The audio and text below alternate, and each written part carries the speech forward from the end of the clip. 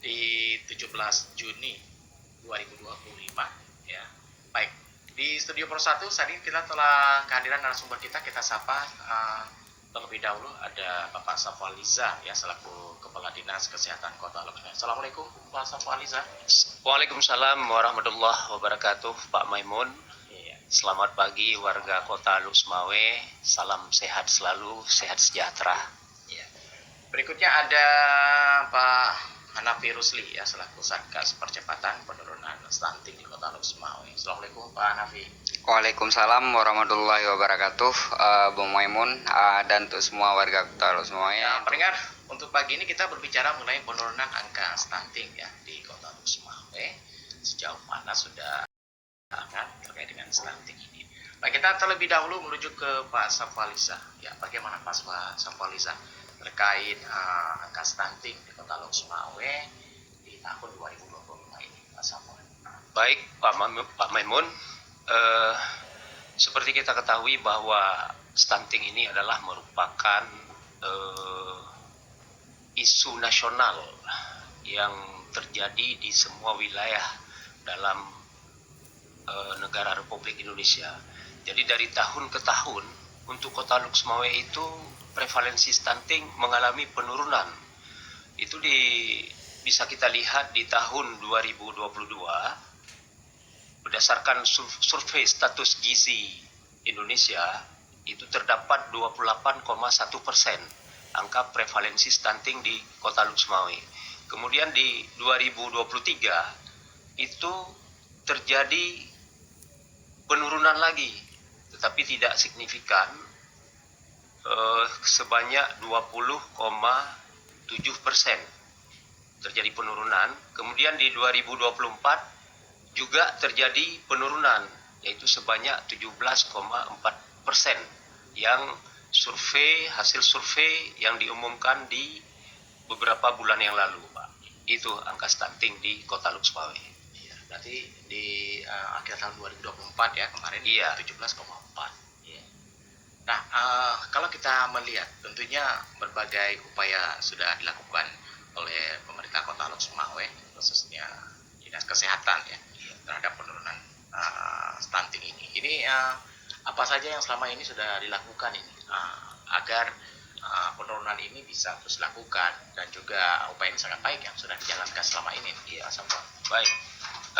Untuk mencapai penurunan stunting yang seperti ini, pemerintah telah memberikan rambu-rambu untuk penurunannya. Jadi untuk intervensi spesifik yang dilakukan oleh Dinas Kesehatan itu meliputi screening bagi wanita, remaja putri, kemudian pemberian tablet tambah darah yang dilakukan setiap minggu selama 52 minggu bagi remaja putri di sekolah SMA. Kemudian pemeriksaan kesehatan ibu hamil atau pemeriksaan antenatal care itu wajib dilakukan selama 6 kali selama proses kehamilan. Kemudian pemberian tablet tambah darah selama 90 hari. Kemudian pemberian makanan tambahan berbahan pangan lokal. Nah, ini yang sangat berpengaruh signifikan. Seperti kita ketahui bahwa pemerintah pusat melalui dana alokasi khusus itu setiap tahunnya mengalokasikan anggaran untuk pemberian makanan tambahan berbahan pangan lokal bagi balita dan ibu hamil yang kurang energi kalori, Pak Maimun. Jadi di situ kita petakan di setiap puskesmas, kemudian kita distribusikan, kita bekerja sama dengan dinas DP 3A P2 KB ya. Kami selalu di lapangan bersama kami. Kemudian juga kita bekerja sama dengan DPMG, dengan kecamatan. Jadi semua unsur yang ada di pemerintah Kota Lusmawe ini bekerja sama dalam rangka untuk penurunan angka stunting. Nah, intervensi-intervensi yang lainnya seperti intervensi sensitif, di sini melibatkan Dinas PUPR dengan mengadakan perbaikan sanitasi dan jamban keluarga. Nah, seperti kita ketahui bahwa Kota Luxmawe juga sudah 100% ODF, Pak Maimun. ODF ini adalah Open Daily Free, artinya kita sudah melakukan stop buang air besar sembarangan. Jadi Kota Luxmawe sudah berkomitmen untuk memenuhi bahwa buang air besar sembarangan itu tidak lagi kita lakukan secara sembarangan. Karena ini akan berpengaruh terhadap kesehatan masyarakat, terutama sekali pada anak-anak. Iya, baik. Terus juga ada upaya yang sudah dilakukan seperti orang tua asuh juga ini masih berjalan saat ini nih, Pak Sapwa. Iya, sampai saat ini kalau tentang orang tua asuh itu masih berjalan. Itu leading sektornya di Dinas DP3A P2KB. Jelas itu upaya juga untuk Iya, itu salah satu upaya juga dalam mencari orang tua asuh untuk membiayai anak-anak yang pemberian makanan tambahan berbahan pangan lokal ini. Iya, baik. Nanti kita akan menuju ke Pak Hanafi ini. Ini Pak Hanafi kan langsung di lapangan melihat ini. Ini bagaimana sih saat ini stunting yang ada di Kota Luxmawe? Ya, baik, Bung Maimun, seperti yang kita ketahui dan tadi barusan sudah disampaikan juga oleh Pak Kadinkes Kota Luxmawe, Pak Sapwa Lija, terkait dengan prevalensi stunting di Kota Luxmawe. Alhamdulillah terjadi penurunan di 3 tahun terakhir ini. Mungkin seperti yang sampaikan Pak Kadis tadi khusus untuk Kota Luxmawe, alhamdulillah, dan bahkan secara nasional juga terjadi penurunan. Mungkin di tahun 2023 kemarin angka stunting secara nasional itu ada sekitar 21,5%. Di tahun 2024 berdasarkan SKI kemarin SSGI ya Pak Sapwa ya, itu terjadi penurunan sebesar 19,8%. Ada penurunan angka stuntingnya sekitar 1,7%. Kemudian untuk Provinsi Aceh juga terjadi penurunan dalam 3 tahun terakhir. Mungkin pada tahun 2022 angka stunting di Provinsi Aceh itu ada sekitar 31,2%. Kemudian di 2023 juga terjadi penurunan menjadi 29,6%.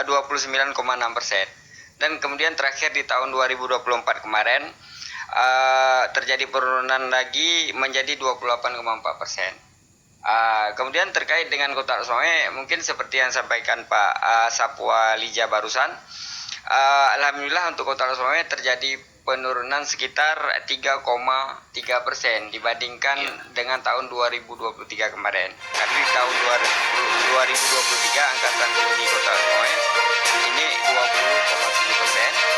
Kemudian di tahun 2024 ini menjadi 17,4%. Alhamdulillah terjadi penurunan secara nasional, provinsi dan Kota Luxmawe. Namun kalau kita lihat dari kabupaten lainnya di Aceh, ini Luxmawe termasuk yang paling tinggi penurunannya.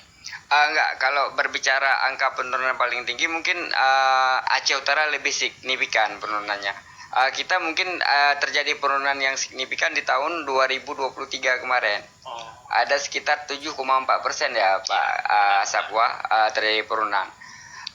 Kendati demikian, alhamdulillah kita terjadi penurunan dan penurunannya istilahnya real, sesuai dengan target yang telah ditetapkan oleh daerah, oleh Pak Bapeda, kemudian oleh Sekretariat Stunting Kota Luxmawe, dan angka itu bisa dicapai.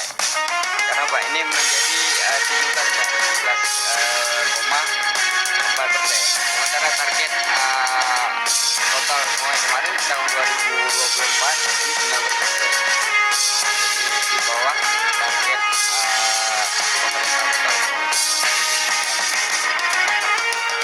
Selama ini sebenarnya Pak Hanafi kan sering di lapangan ya, Ya, langsung dengan betul, hubungan dengan Bung Maimun. masyarakat ya.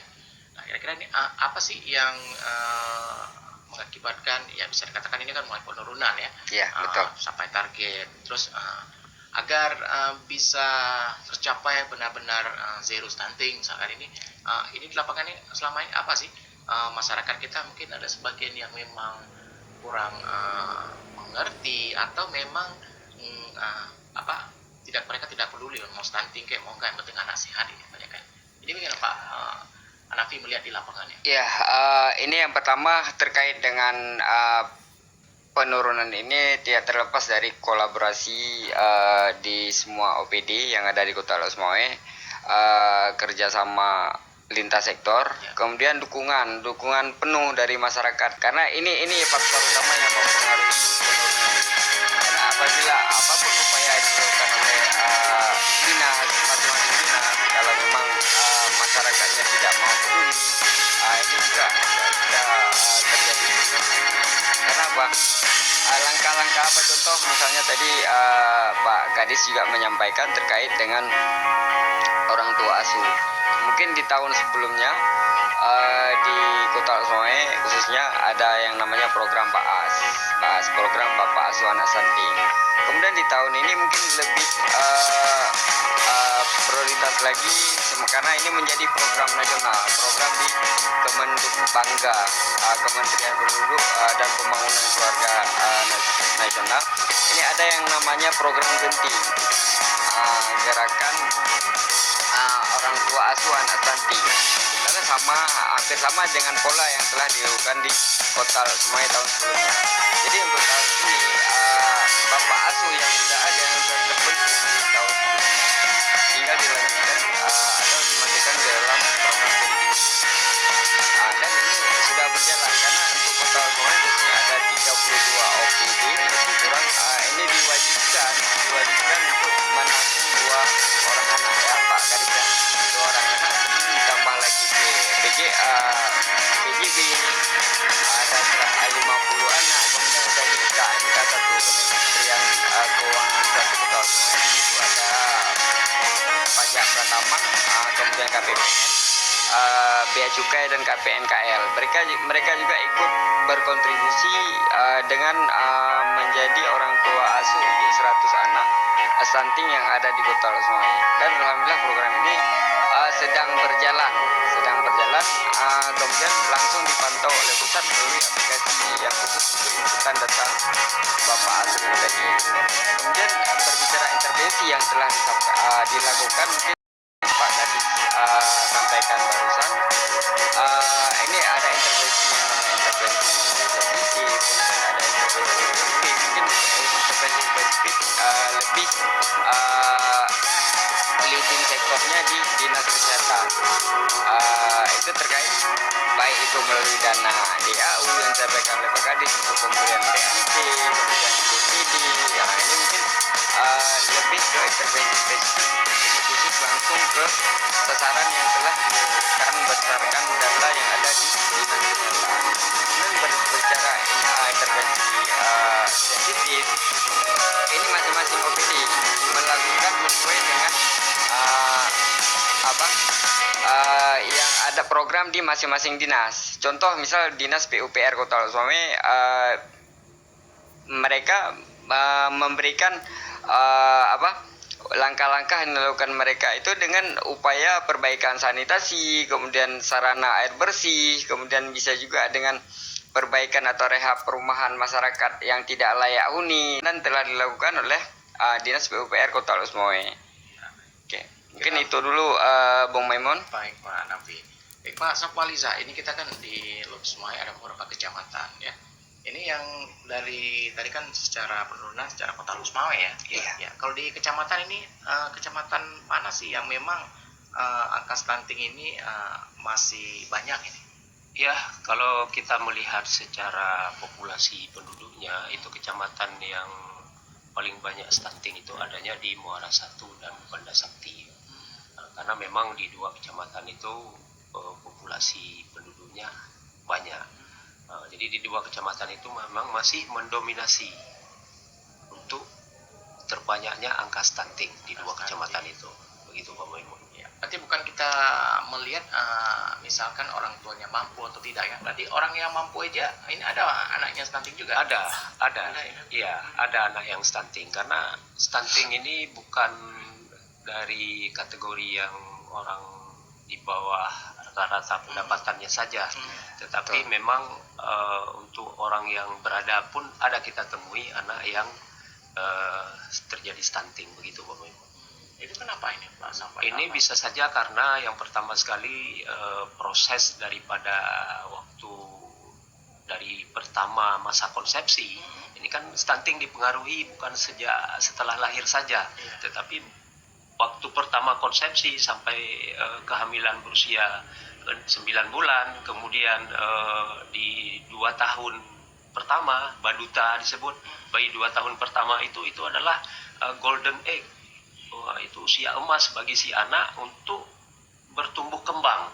Nah, dalam fase ini ada yang kurang, misalnya waktu kehamilan tadi dia pemeriksaan kehamilan tidak mencapai 6 kali dan dilakukan kepada petugas kesehatan, ini kemungkinan besar bisa berisiko terjadinya stunting.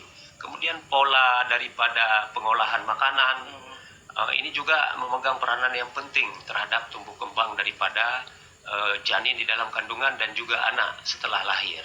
Kemudian asuhan seperti inisiasi menyusui dini, yang 6 bulan itu tidak boleh terkena susu formula. Itu kadang-kadang orang yang berada pun dia condong kepada memberikan susu formula, begitu Pak Boymon. Nah, ini semua elemen-elemen ini mempengaruhi terjadinya anak stunting, begitu Pak. Berarti salah penanganannya begitu ya? Iya, lebih ke salah penanganannya. Salah penanganannya. Tapi lebih juga kalau kita melihat kendati pun ya mereka orang yang ada ya, namun karena penanganannya salah. Ya, Jadi kalau memang betul. sudah misalkan ibu ini sedang hamil ya, terus seperti tadi kita sampaikan penanganannya tidak benar. Tapi kalau setelah lahir ini masih ada bisa juga upaya dilakukan ya? Masih Bisa, masih belum bisa lambat ya? masih bisa dilakukan. Jadi sampai dengan umur 2 tahun itu masih bisa kita memperbaiki anak itu untuk terlepas daripada stunting. Nah, kalau sudah lewat daripada 2 tahun itu sudah agak sulit untuk kita memperbaiki.